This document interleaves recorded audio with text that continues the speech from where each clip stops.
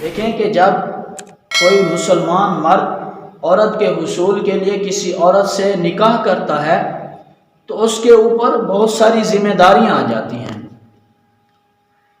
اس لڑکی کا بھائی اس کا سالہ بن جاتا ہے، اس کی بہنیں اس کی سالیاں بن جاتی ہیں، اس لڑکی کی ماں اس کی ساس بن جاتی ہے، اس لڑکی کا باپ اس کا سسر بن جاتا ہے۔ تو اس طرح ایک پورا خاندان وجود کے اندر آ جاتا ہے۔ اب جب یہ پورا خاندان ایک نکاح کی وجہ سے وجود میں آیا تو اس کا فائدہ کیا ہوا؟ اس کا فائدہ یہ ہوتا ہے کہ اب اس مرد کے لیے اس عورت کو چھوڑنا آسان نہیں رہتا۔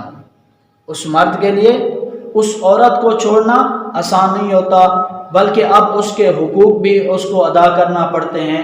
اگر وہ اس کے حقوق ادا نہ کرے تو عورت کو یہ حق حاصل ہوتا ہے کہ وہ اپنے حقوق کا مطالبہ کر سکے۔ اور جو گرل فرینڈ ہے، سمجھ لیں جو گرل فرینڈ ہے اس کا کوئی حق نہیں، وہ ایک ٹیشو پیپر کی طرح ہے کہ جو استعمال سے پہلے تو بہت ہی خوبصورت، لیکن استعمال کے بعد اس کو ڈسٹ بین کے اندر پھینک دیا جاتا ہے۔ تو یہی تباہی والا حال معاشرے کے اندر عورت کا ہونے والا ہے کہ جب تک اس کا حسن ہے مرد اس سے فائدہ اٹھاتے رہیں گے۔ جیسے ہی اس کے چہرے پر جھریاں پڑنا شروع ہو گئی، لوگ اس کو ٹیشو پیپر کی طرح ایک طرف پھینک دیں گے۔ تو معزز خواتین کہ اسلام نے پردے کا حکم دے کر آپ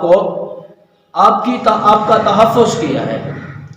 یہ نوجوان نسل، خدا کی قسم اگر آپ کو یقین نہیں آتا تو آپ جا کر ان معاشروں کو دیکھیں، ان قوموں کو دیکھیں جن معاشروں اور قوموں کی یہ نوجوان نسل تقلید کر رہی ہے، جن کی پیروی کر رہی ہے کہ وہاں پر نوجوان عورت کے مزے ہیں، ہر آدمی کتے کی طرح اس کی طرف دوڑ رہا ہے، لیکن جیسے ہی اس کے چہرے پر جھریاں پڑنا شروع ہو جاتی ہیں تو لوگ اس کو نظر انداز کر دیتے ہیں۔